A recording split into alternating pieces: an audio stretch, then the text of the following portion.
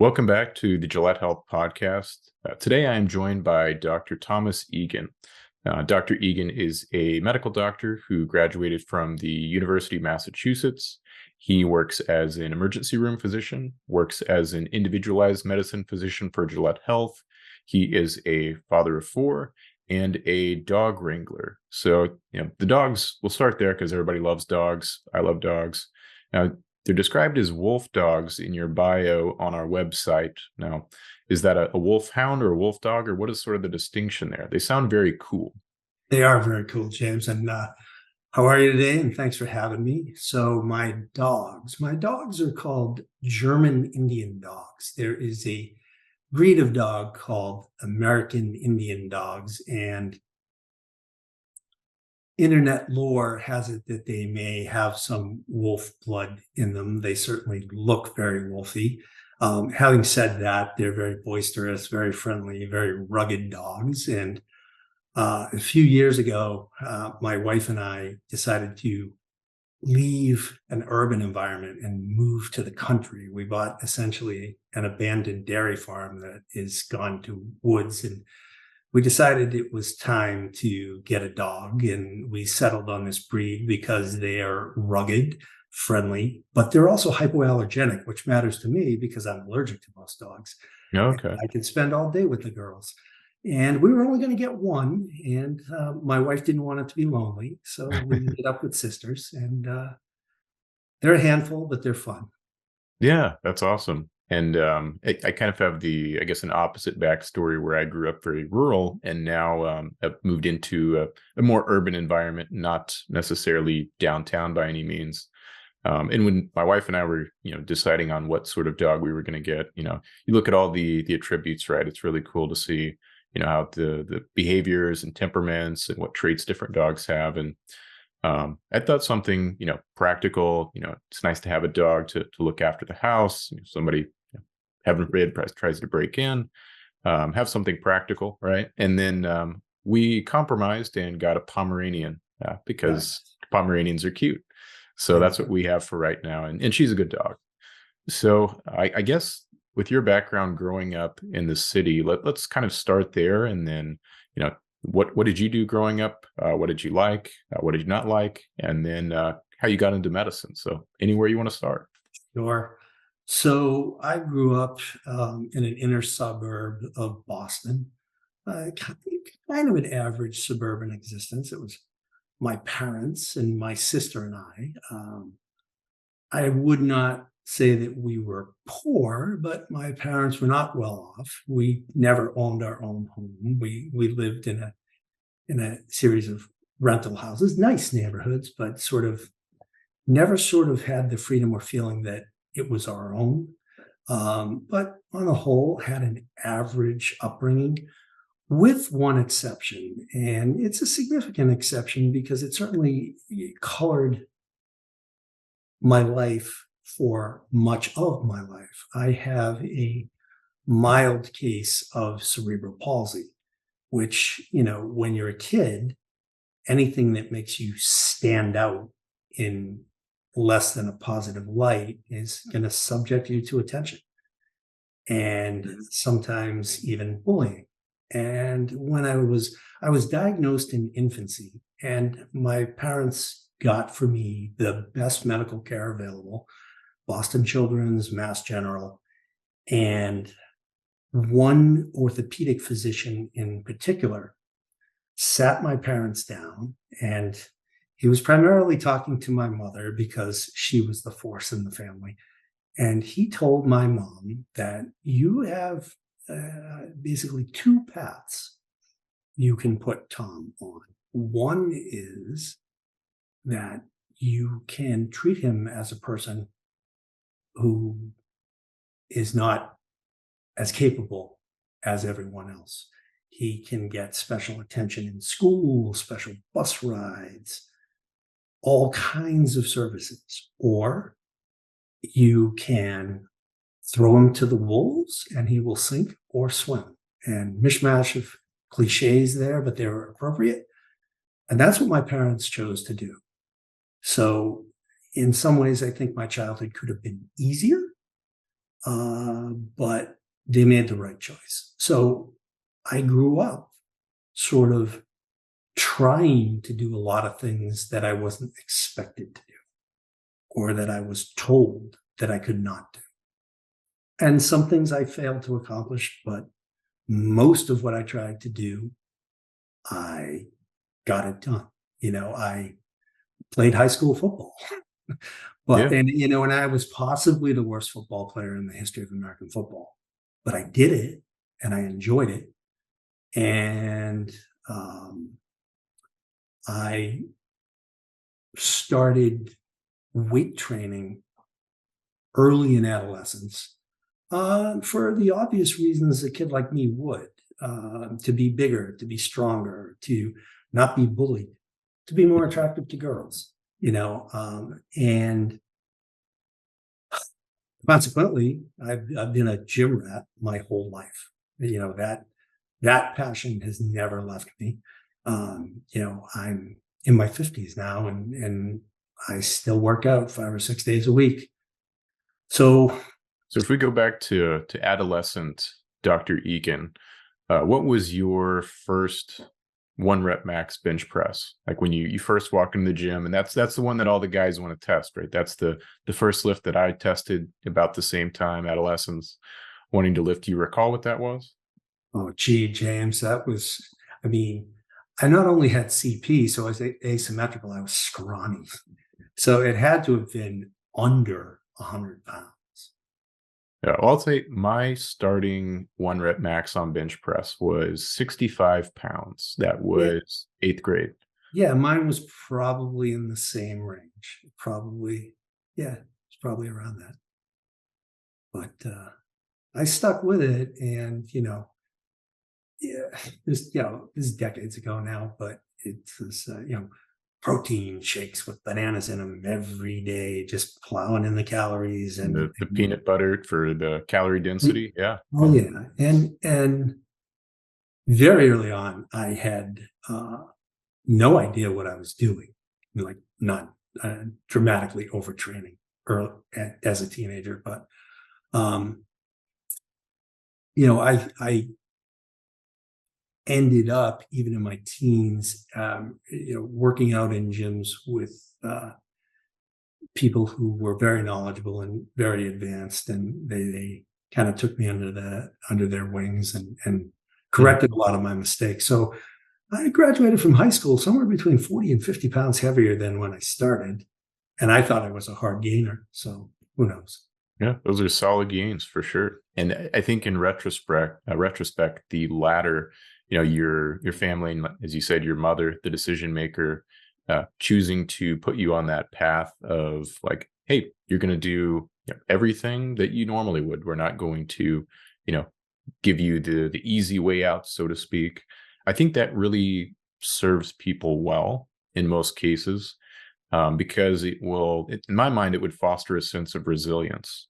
And you have two different kind of, if you go down that path, you have it kind of diverge where some people, when they encounter, resistance, they become, better from that. They become more resilient. They learn coping skills and different things. And other people, they kind of fall into like an anxious or a depressed type state. Do you have any sense of what would have led you to be the former, where you became more resilient from that, as opposed to, I guess, being susceptible to those, setbacks or resistance that we all run into when we're growing up? You know, I, that's a hard question to answer because I think on the level that you're asking about, I think it's intrinsic which way you're going to go. And I don't think you're going to know Hmm. until you're put under that kind of pressure. Although my mother has said many times over the years that I I came out of the womb angry and aggressive and ready to fight the world, and she said I never changed. Certainly, I've mellowed a lot over the years. When you're a Good. kid and you're stuck in that situation, you have a lot of anger. You know, Hmm. and I think early on, anger was a big motivator. anger can motivate you to succeed if you have a chip on your shoulder. It can certainly backfire and make you bitter, uh, Hmm. and you evolve over time. I'm not in my 50s the person I was at 19, but I remember that chip on my shoulder from back then. And so I think that was a real driving factor for me. Um, and then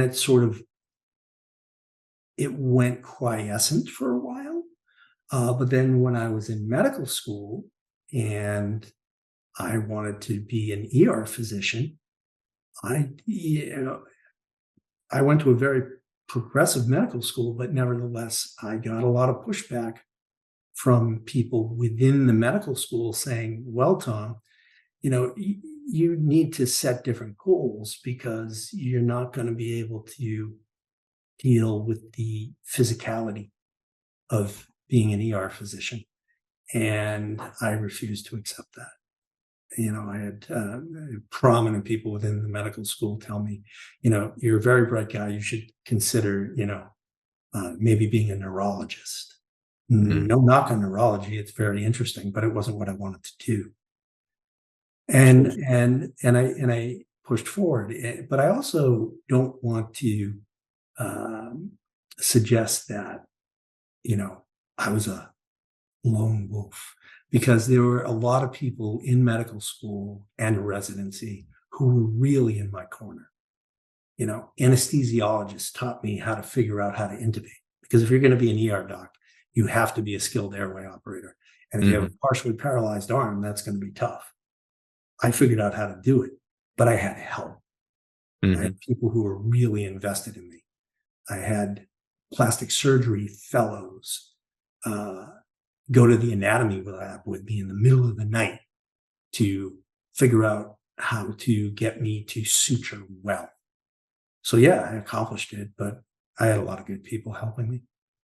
Yeah, and that's a pattern, being surrounded by people that can, build you up and you can take the best pieces of those individual practices. And that's kind of a pattern I see in, myself. I've had a lot of great, teachers and physicians and so forth that I've worked with along the way. If we back up prior to you entering medical school and in residency, what was that actually, prompted you to pursue a career in, medicine versus something like, engineering or, another a scientific field of sorts? So when I graduated from high school, I was good at science, Mhm. um, but I wasn't interested in it so much when I graduated from high school. I was in college. I was actually a political economy major. So it was truly a classic liberal arts education, but my science experience in college per se was basically, rocks for jocks, riverine biology. And I finished my undergraduate degree, and it's a while ago now, it might have been a year and a half later. I started graduate school in international relations at Johns Hopkins, and I moved to Italy to study in Italy for a year. And while I was there, my father got diagnosed with head and neck cancers, squamous cell carcinomas of the throat and the base of the tongue. Mm. And I left. I took a terminal 1 year degree and came home and to help take care of him. And we immediately went to Dana-Farber in Boston, probably top 5 cancer institution in the world. Mhm. And they still operate this way today. When you go to Dana-Farber, they don't mess around. They get you in very quickly, and they want a family member besides the patient to be sort of their contact because they think, they feel like the patient's going to be very distracted and is going to need help making decisions and help managing the logistics of the biggest fight of their life. Mhm. So, in my mid 20s, or really, yeah, mid 20s, I became that person for my father's care. And it was then that I became interested in medicine. I don't know. I was like, wow. It was horrifying, but it was also fascinating at the same time. And my father's physicians and nurse practitioners and nurses and everyone who were world class at what they do, they never talked down to me. They spoke in a sophisticated manner, but they seemed confident that I was listening to them talk to me, and I was like, wow, I get this. I get what they're telling me, and I would do my own research. And it became this like, wow, I think I want to do what they do. And kind of going back on everything else I'd done, I was like, well, and I had people tell me, you know what? You didn't take science in college. You're not cut out for that. You're afraid of the sight of blood, which I was my whole life. I get a blood draw and I'd faint. And I'm like, no, I can do this. And I tried to sort of test my interest. I went to EMT school. And meanwhile, I wasn't going back to grad school, and I was just sort of I was a college graduate doing odd jobs. I was working in gyms, running health clubs. I was bartending. Bartending, by the way, was my best training for emergency medicine ever. Teaches you to deal with people. Mm-hmm. So I took an EMT class, and when I was doing my hospital observation time, I did it at a really big, gritty urban hospital in Boston. And I looked around, and it was absolute chaos. I remember it to this day. And I looked around and I said, I love this, meaning ER medicine. I'm like, I want to do this. So I did a post-bac program at Tufts. I did all of the hard science prereqs in, I think it was about a year. It was very compressed. And then I applied to medical school and ended up at UMass. And I was, I think, the fourth oldest student in the class at that time. I started medical school at 32, which I think is really common now, but I don't think it was so common back then. Yeah, and some of the, like, I guess, potential differences in maybe not the medical school then to medical school now, but if we fast forwarded to your residency that you went through in emergency medicine versus what a emergency medicine residency might look like today. I mean, are we looking at, you were doing 120 hours a week and now they're doing 60, something like that? Is that accurate? Because I've heard those things suggested. I just don't have the firsthand experience there. So I would say that your numbers aren't accurate, but your theme is. We worked much longer hours than residents do today. And I'm sure I'm not sure, but maybe there'll be some current residents who watch this podcast and take issue with that. But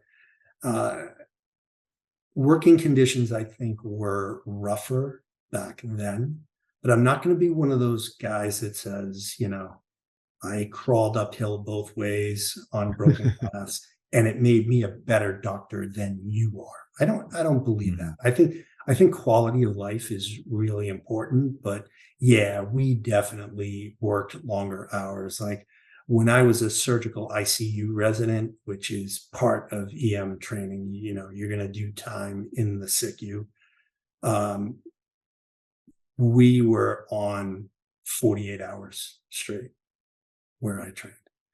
You get 48 hours on in the SICU, and then you'd get 12 hours off or 24 hours off. Well, no, I think it was longer than that. But there were basically 3 teams, and you were on 48 hours in a row, which is not to say you never slept, but I definitely had points where, I was awake for 2 days taking care of patients. And in retrospect, I think the changes that they've made in that regard are probably healthy. I I'm conflicted about the idea of volume, though. If you work less, you see less, and you have less experience when you come out the other end. I think it's simple math. Hmm. But I think most EM residencies now are still creating great docs.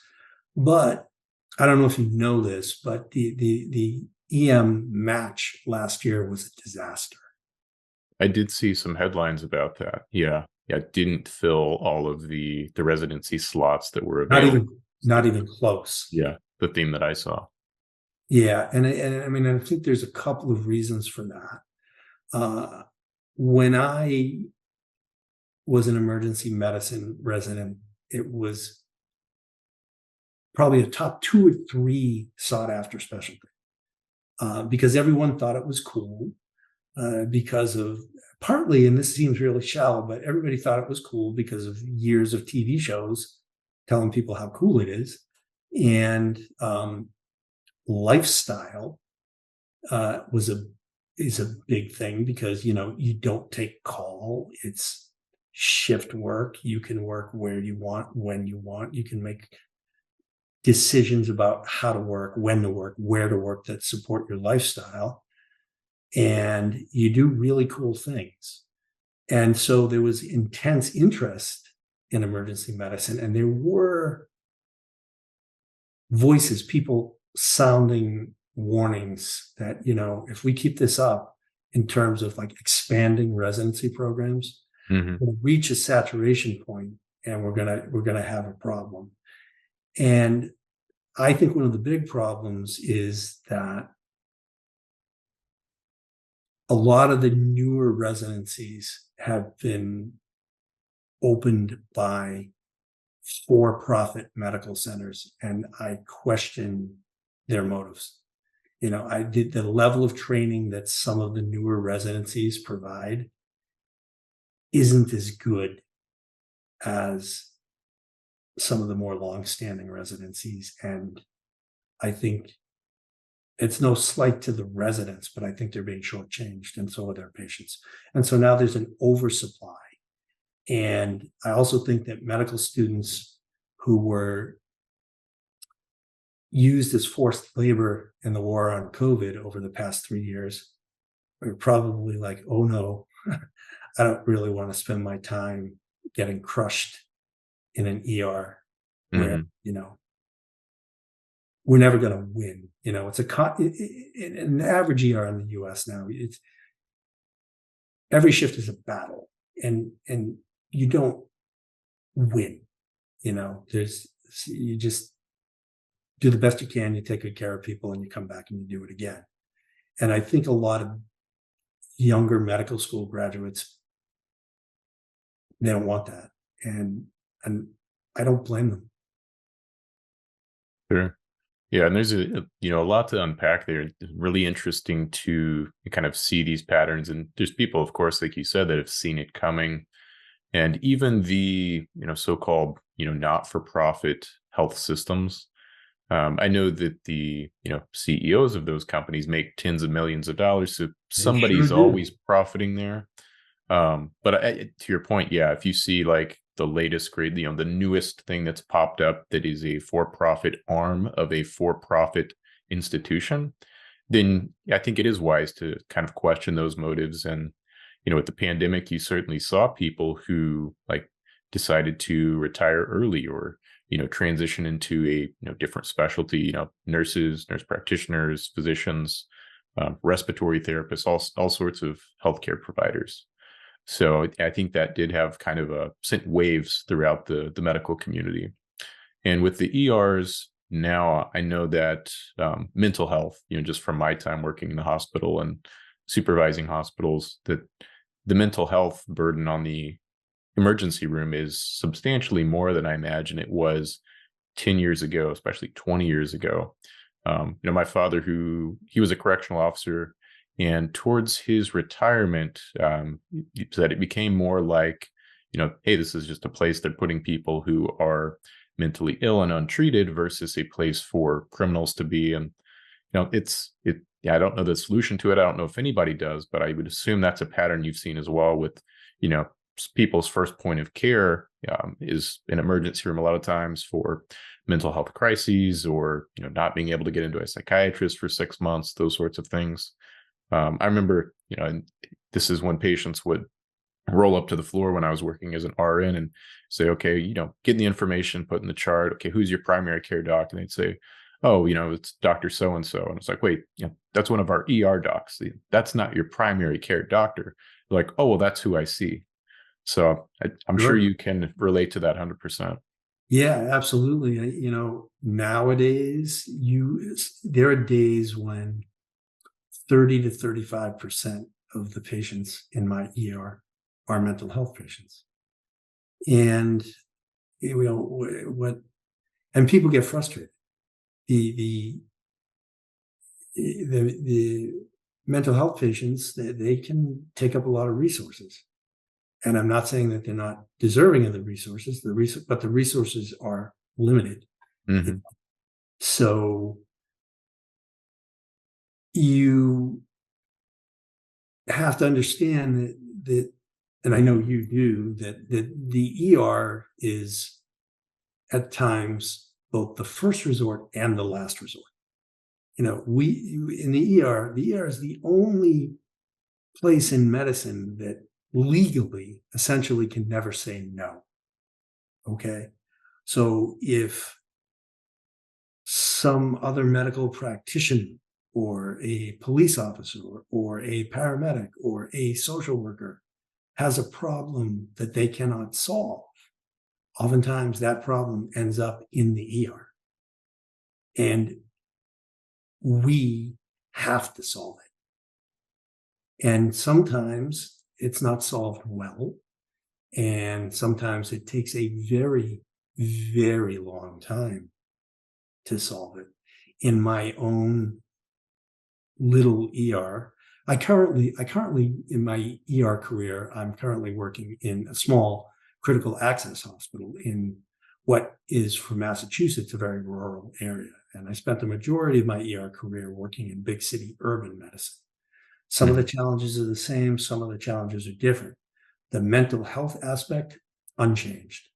Huge in urban and huge in rural as well. And in my own little ER, we had a mental health patient recently spend 6 weeks in the ER. It's disheartening. It's not good for the patient. It's disheartening for the staff as Hmm. well, because we're trying to take care of the guy, and there's other institutions that need to play a role in his care, and they're not getting the job done. Hmm. Yeah, and I think everyone in that situation, so, yourself, your ER staff, the patient, they're all doing the best they can with the resources that are available. And that's what's important. And then obviously building towards something that's going to improve how that situation is handled, the efficiency of the process in the future. One of what I think is, an underrated skill, with patience goes without saying in the ER. But I think another underrated skill is the history taking. And this probably goes into like infectious diseases, another specialty that I think really takes a good history, because these seemingly inconsequential details to the patient or the family can actually have a huge, tremendous impact on the way the care goes, and the differential diagnoses that emerges. So are there any specific examples, either from your practice or from your residency, that attendings shared from their prior practice, where like this important detail led to this outcome? Sure. One I can think of that is just a fabulous story, and I wish I could take credit for making the diagnosis. Wasn't me that made the diagnosis, was actually a physician assistant that made the diagnosis. I was in working in a big urban hospital here in Massachusetts, and we had she was probably 65-year-old woman come in, and she came in obtunded, or in plain English, she had really altered mental status, Mm. essentially unresponsive, terrible vital signs, and could not figure out what was wrong with her. We knew that she had breast cancer and she was being treated for breast cancer, and she was dying. She was dying right in front of us. It was only going to be a matter of hours before she passed away. Got her admitted to the ICU. She was still in the ER. I intubated her, still was not oxygenating really well, really terrible ABGs, arterial blood gases, could not figure out why. And, had to sit down in the family room with her family saying, I really think I think your mom's going to pass away today. And I'm really not sure what's going on with her. So PA had a chance to spend some more time with the family because your time is limited in the ER. Mhm. As just an aside, one of the things I love so much about working with Gillett Health is the ability to actually take time and really talk to people and figure out what their needs are, what might be underlying, the medical basis for their concerns or their complaints. But back to the lady in question.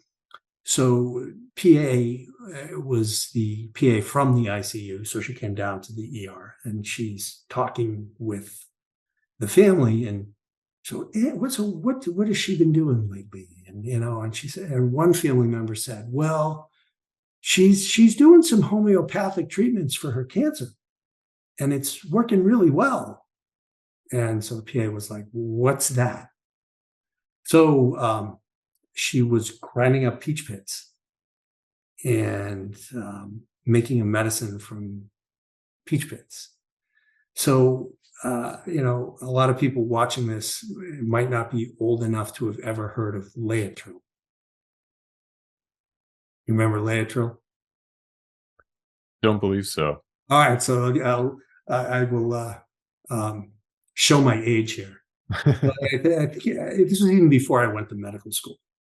So Laetrile was a celebrated as a miracle cure for cancer, I think back in the 80s.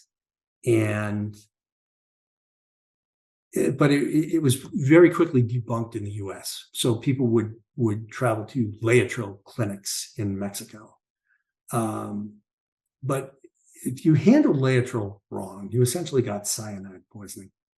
Mm. So she was making homemade Laetrile, and she was dying of cyanide poisoning. But as we both know, that can be reversed and reversed quickly. And she figured that out. And even though we were a large community hospital, we didn't have the antidote. And the PA reached out to all the surrounding EMS services, and for one reason or another, one of them had the antidote, and they delivered it to us. It was administered to her, and 6 hours later, she was awake and not dead, all because that PA got that particular piece of history. I mean, really profound example of that. Yeah, it's a I wish it had been super me, but it wasn't. it's a super interesting case, and I think it goes to show with supplements in general, and those are growing more and more popular each year. There's like not a perfect Venn diagram between supplements and homeopathy isn't a perfect circle, but there is some overlap there, at least in the concepts. Sure. And you can have supplements that are causing side effects. It's not uncommon to see case reports, like melatonin makes the headlines all the time for having 100 times or only 10% of the advertised dose there. or seeing these, synthetic, supplement things that are causing acute liver injury. And that's, going to be a diagnosis of exclusion. You see those headlines pop up every once in a while where, oh, we had this tainted supplement, or even vitamin D, it was Mhm.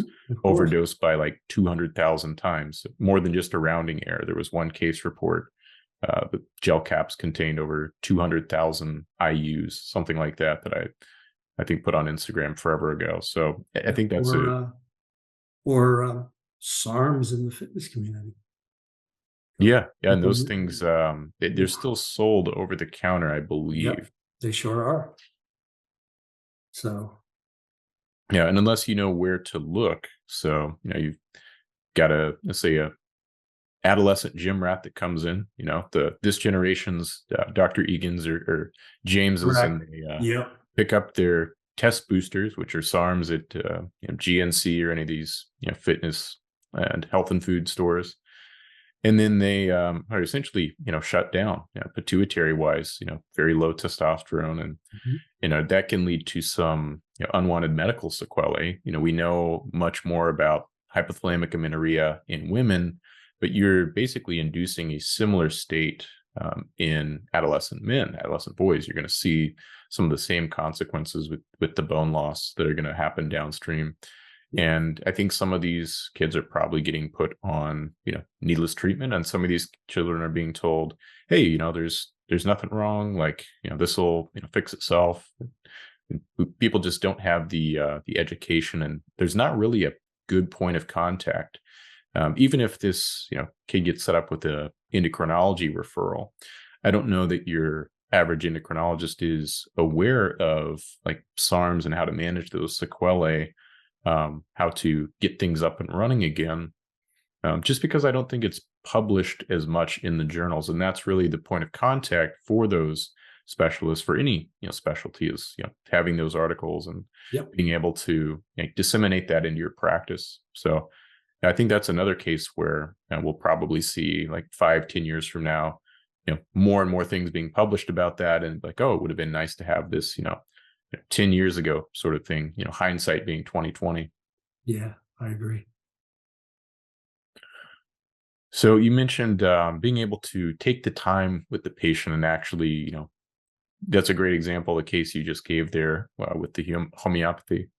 And then in Gillett Health doing that versus I saw a headline, it was something like the average, doctor's visit now. So traditional medical setting is something like 7 minutes. And of course, you have maybe a nurse doing a med rec there. And then 7 minutes with the physician, I think, is what they were slotting, is that 7 minutes. But it would seem to me it'd be awfully hard to get to the root cause of anything in 7 minutes. And then you can have sloppy med recs or things like that just get missed and cause medical harm down the line. Yeah, yeah, I totally agree. I, you know, I am still an ER physician. Obviously, I'm doing more and more work with Gillette Health, and I'm very happy about that, and plan to continue in that direction and sort of dial down the ER. I don't know that I will ever leave it entirely. I'll Hmm. still work, 1 or 2 days a month, because it's sort of what I've always done and what I know. But they're very, very different areas Hmm. of medicine. You say that average is 7 minutes. I tell people in the ER, or when people, I don't tell the patients, but like people ask me, what's the ER structured like? Like, how do you run your life in the ER? And it's basically, well, I have about 10 minutes to figure you out. So whether you're having a huge heart attack, a brain bleed, you have an abscess on your butt, or a broken ankle, I got about 10 minutes to figure you out.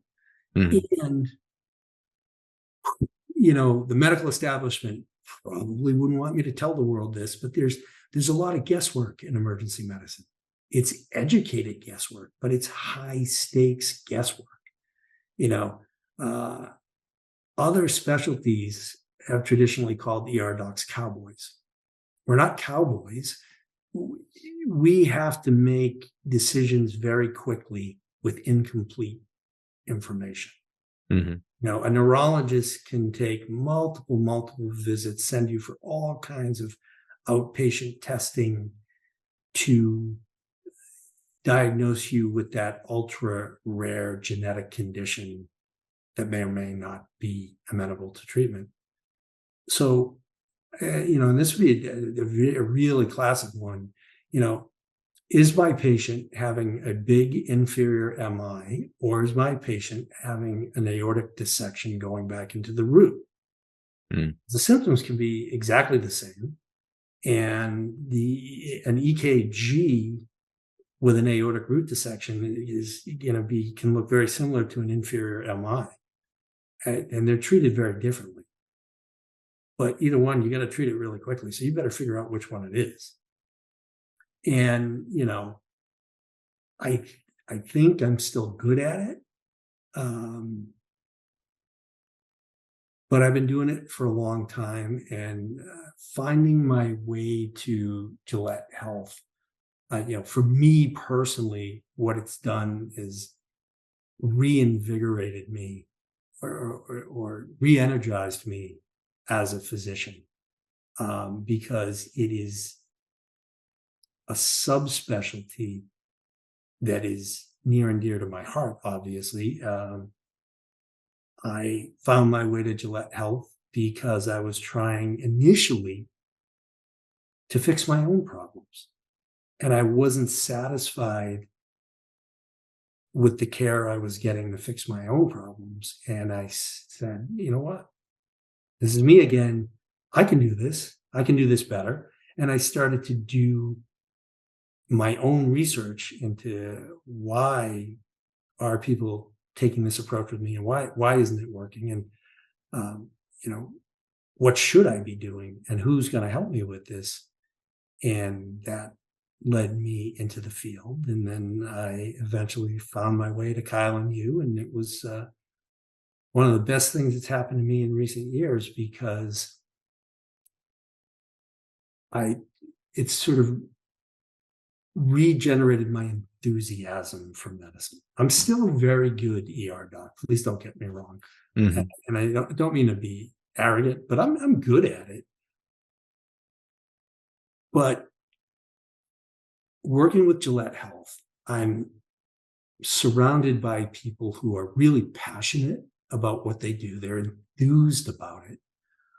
You guys are bright to the point of being brilliant, and it's challenging. It's challenging in a good way.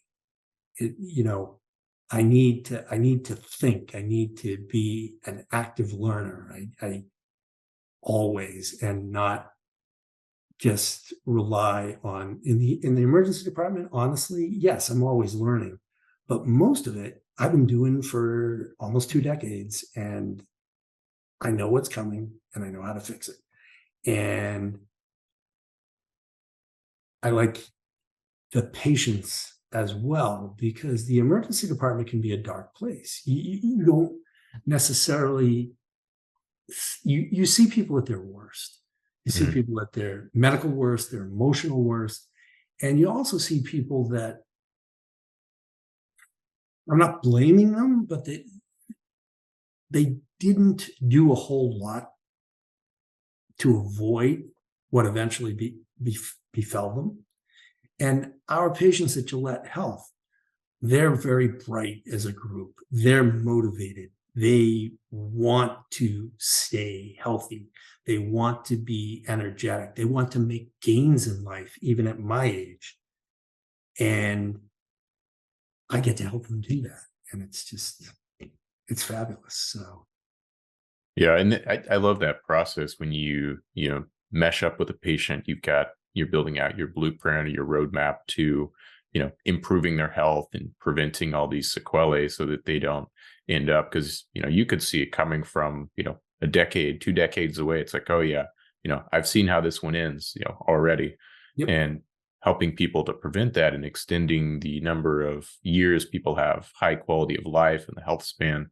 It's a theme that's coming out more and more now. I think more people are looking for something like that because, like yourself, they have been frustrated in some aspect with the traditional medical system.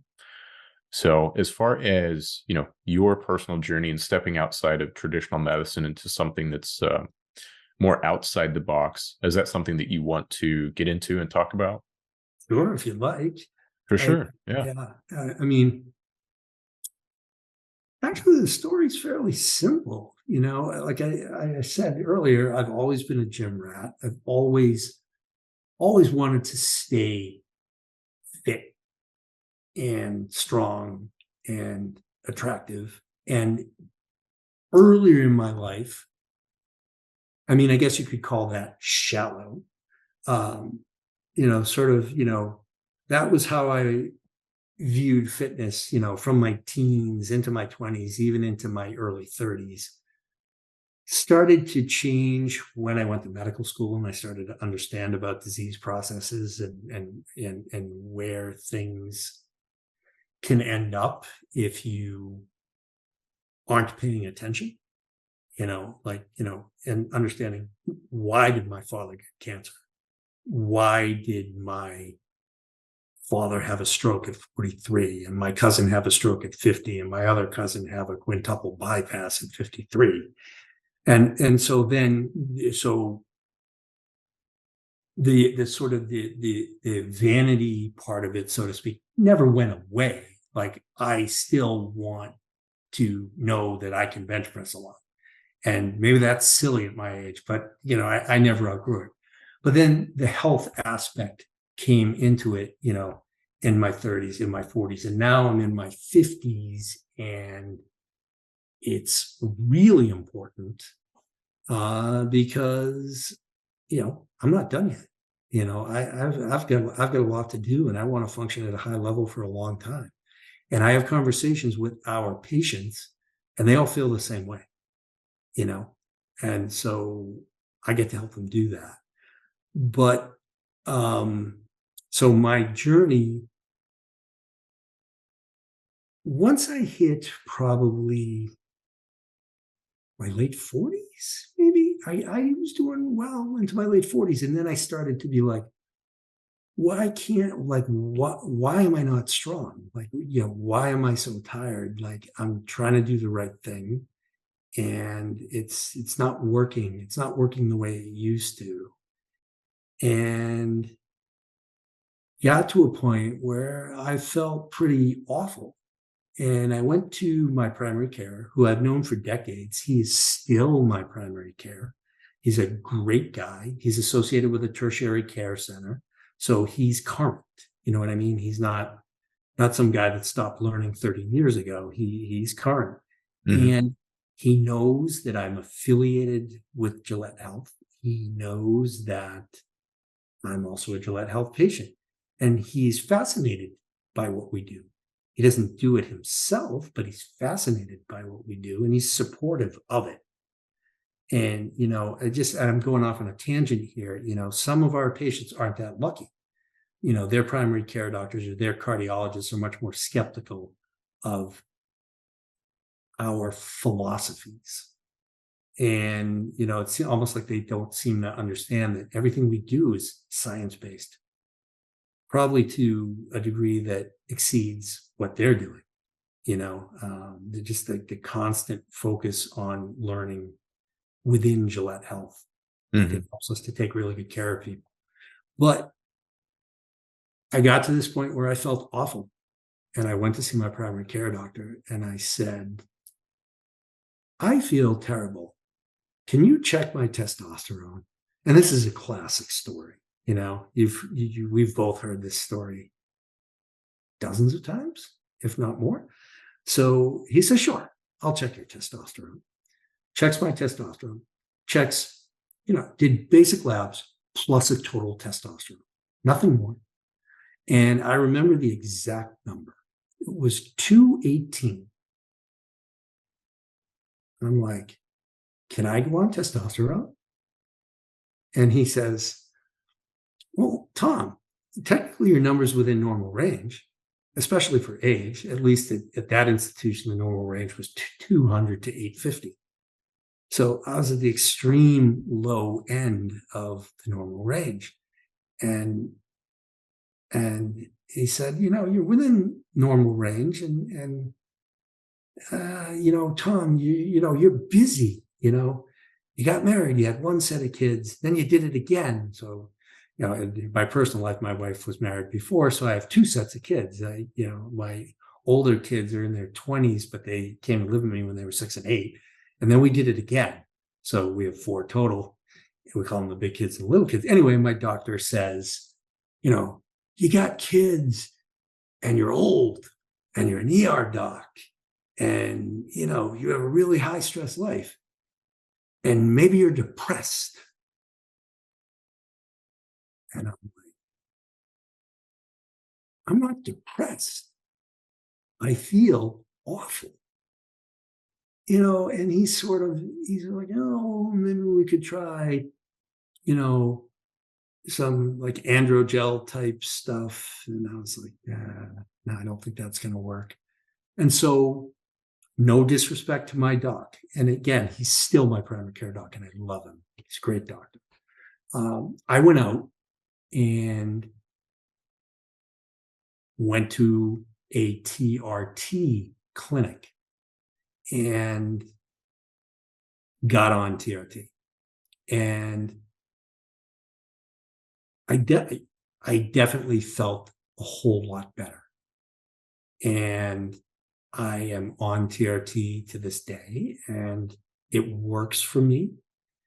And I don't foresee any circumstances where I will change that. But I started to question the way they were doing it. Like, I thought the approach was kind of cookie cutter. And like I was on an anastrozole. And it's like, well, why? Why am I on an anastrozole? And I started to delve into it. And I thought, well, I can do this. I can do this myself. Just the whole theme of this conversation. I can play football. I can do this that I'm not supposed to. Well, I can do this.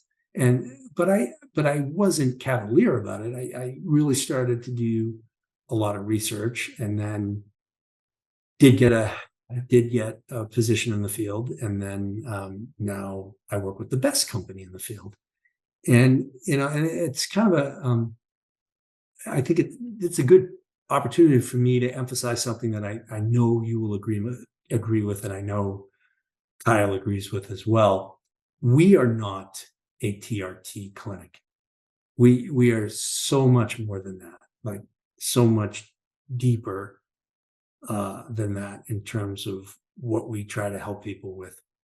And obviously we have people on TRT, but TRT is not a one-stop, one item solution for everybody's problem. It's not even the answer to low testosterone for a lot of people, and I think that's a huge difference between Gillett Health and a lot of other clinics.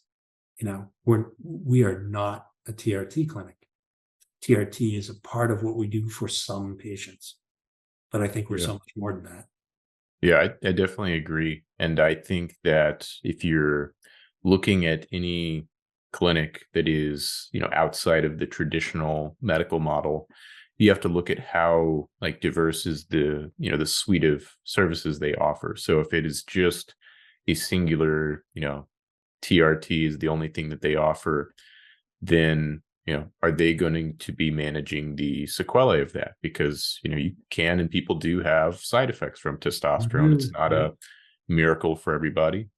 The minority of our patients, it's definitely the minority that are on any kind of testosterone. But yeah, some guys are going to go on testosterone and they feel great, right? They get their vitality back.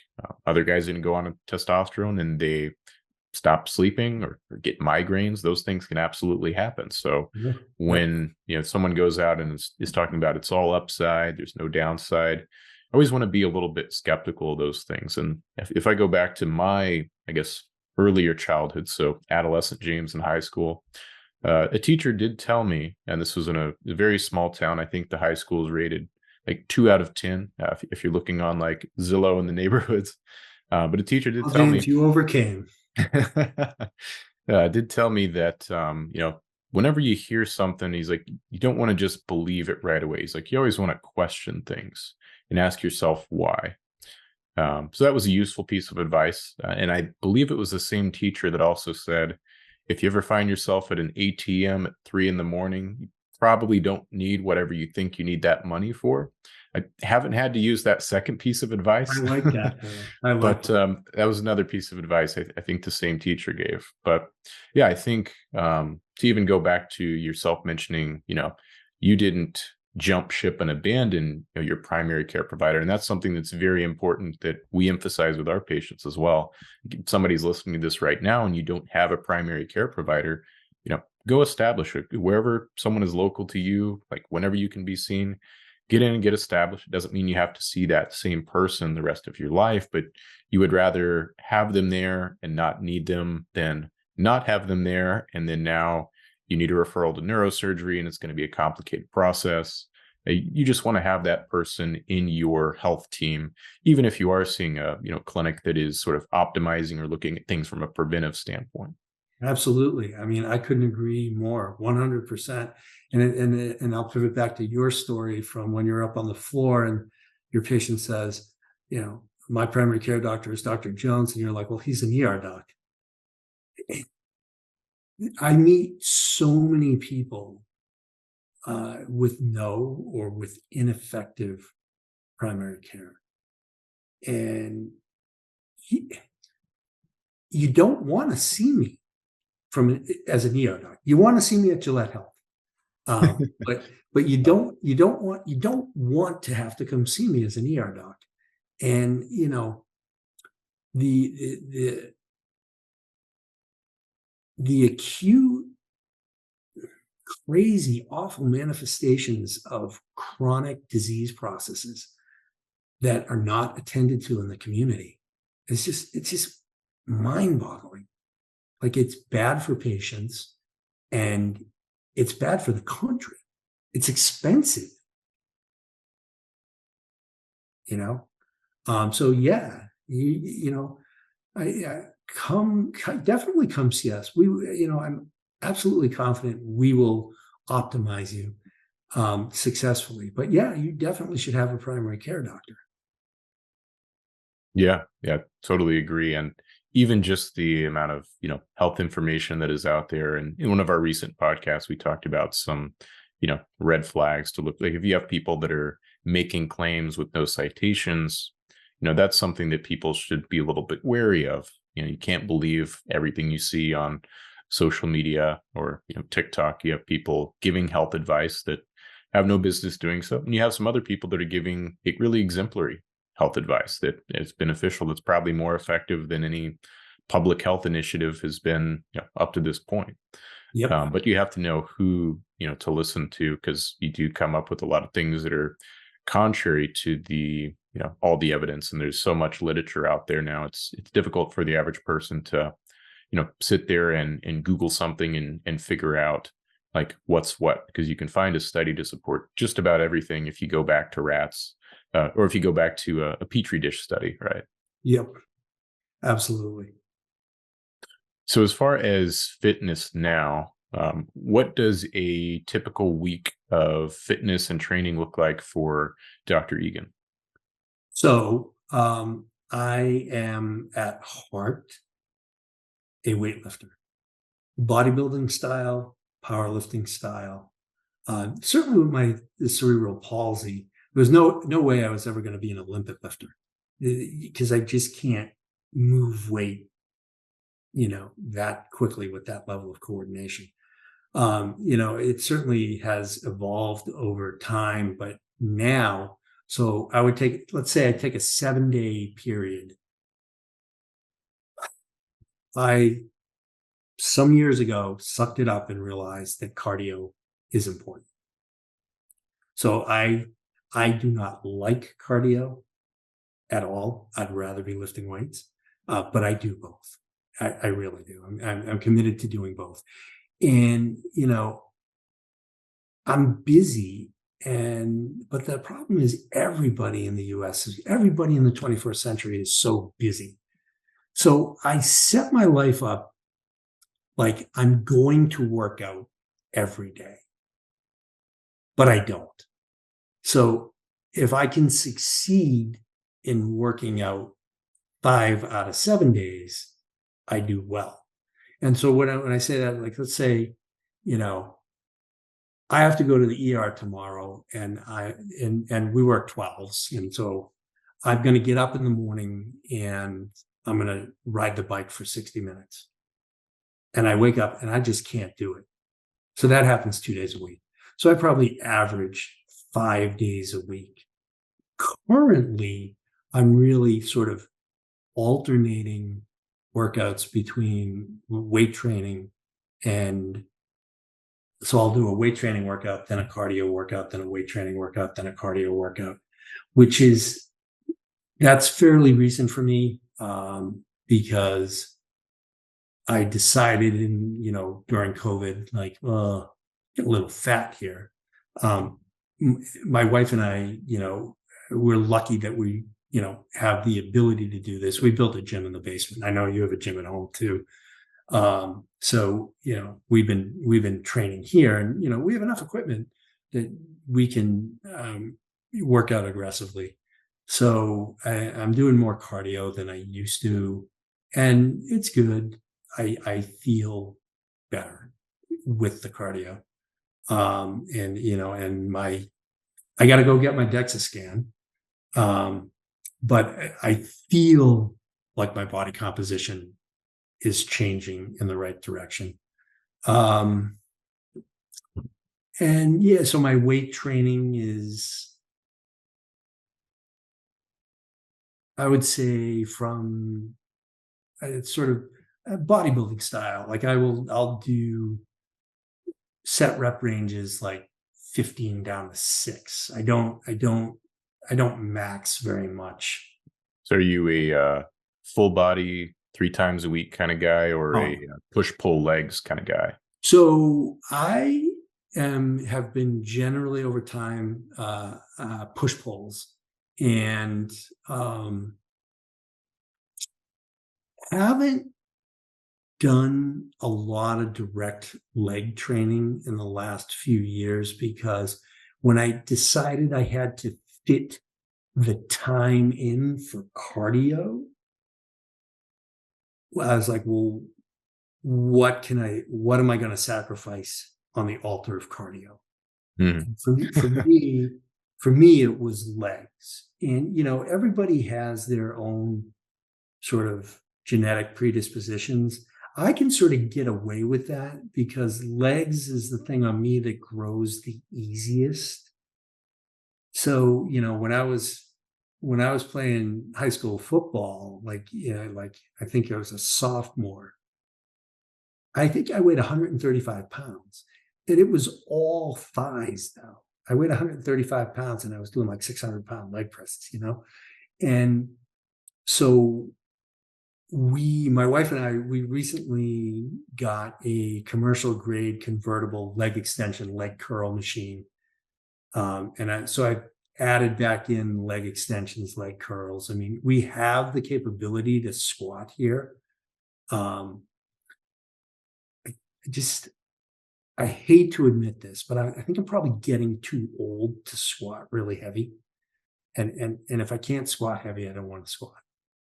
So currently I'm doing basically push pulls with a smattering of legs put into the push pulls with cardio on the opposite days. There you go. Yeah. And I think it doesn't have to be incredibly complicated. It's something that people will, overthink. They want to have a 100% optimized training program before they even get started. You get, paralysis by analysis, right? Before you even get into it. And that's what I've got a stationary bike. I picked up mine used off of Facebook Marketplace. You can get really good value. There's even services that'll deliver that. So the barrier to somebody getting in cardio now, unless they have some sort of, functional limitation, then it's really low. And the same could be said for, even body weight exercises. Someone could get started there. Um, like you, I have about a half of a home gym at this point, but I do have the equipment to, barbell squat here. But I don't do it because my squat rack was a sub $200 Black Friday special, and Oh, I don't trust it. I think I you sent don't you want to pictures die. pictures of those welds, right? I think I sent Yeah. those a while Yeah. back. Yeah, I remember those. So yeah, Um, I'm trying to keep myself out of the ER. and I enjoy training my wife. Like, I'm not a certified personal trainer, but Mhm. I've been in gyms so long that I sort of like the basic knowledge of how to do it and how to adapt. I have, so it's sort of like if I need to lose 10 pounds, I can lose 10 pounds. Or Mhm. if I want to, increase my squat max X number of pounds in 6 weeks, I know how to do it because I've done it before. On an informal basis, I enjoy like showing other people how to do that, like nurses at work. Uh, and you're absolutely right. Like either one of us, I bet, can figure out a body weight workout that if people commit to it, they can make significant changes, you know? So yeah, Yeah, yeah, that's fun. I consider fitness and coaching my wife actually to be a hobby. And I'm lucky that I married someone who is committed to fitness as well. I mean, if one person is really committed to fitness and health, like say one person is wants to spend a lot of time and effort with us at Gillett Health, really optimizing everything they can. And I'm not saying I know people like this, it's just hypothetical. And their mhm. their partner isn't interested. I've literally seen that cause stress in relationships. So I'm lucky that um, my wife and I share that passion. So I ended up, for a lot of reasons, I married the right lady. Yeah, yeah, for sure. Having the right person and similar goals, and health as a family. We love to take care of families, couples, husband and wife, here at Gillette Health, because it's so much easier if you have someone else who's on board with it, and that way you don't lose your temper when you're trying to get your body composition optimized, and they walk in the house with hostess cakes.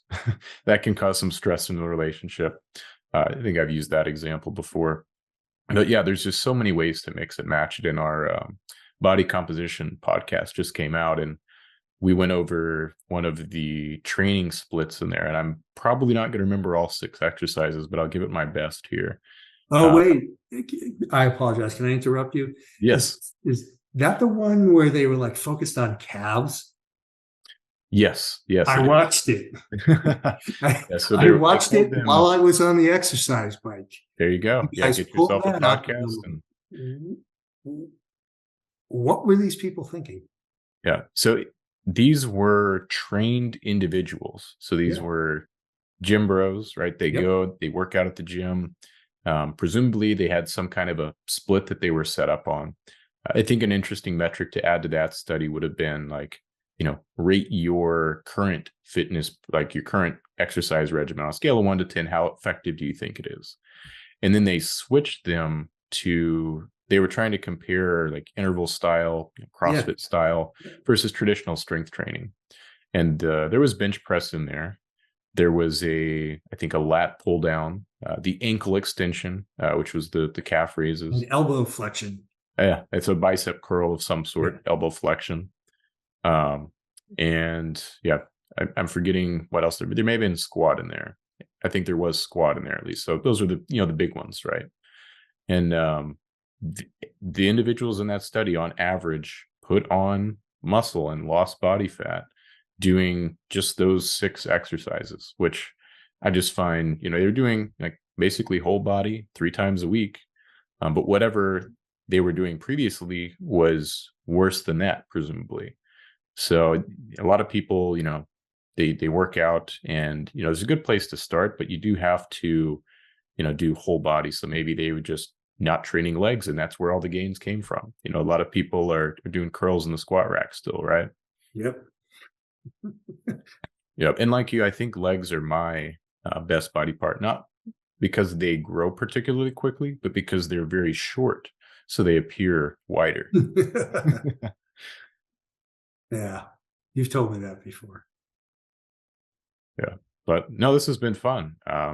Sitting down, I learned some things about you that I didn't know previously. I think people really enjoy listening to this and getting to know Dr. Egan, which I remember this story. The first time that you and I met, you said, call me Tom. And I think it took me about 5 or 10 more times of saying Dr. Egan and you saying call me Tom, Yep. before I adopted that. But I still do hold the MD and the DO in a certain reverence, the physician title. No, But yeah, well, yeah. I mean, this has been fun, James. And I'm I told you before when we were setting this up that I was a little anxious about it because even though I'm talking to people all day in the ER, I'm like, the idea of being on the internet was a little bit intimidating, but no, really, this was fun. I enjoyed it, and I hope we can do it again, as some sort of very topic specific, maybe discussion we can do again. And yeah, thanks. It was fun. yeah, for sure. No, thank you for taking the time. And we'll definitely have to have you come back on again, and we'll figure out what we dive into next time. But yeah, for sure. I think this has been great. I learned a lot of things about you. I think everyone listening will enjoy the conversation. And yeah, we'll go ahead and wrap it up there. Sure. One last thing before we go to my future patients. You can call me Tom.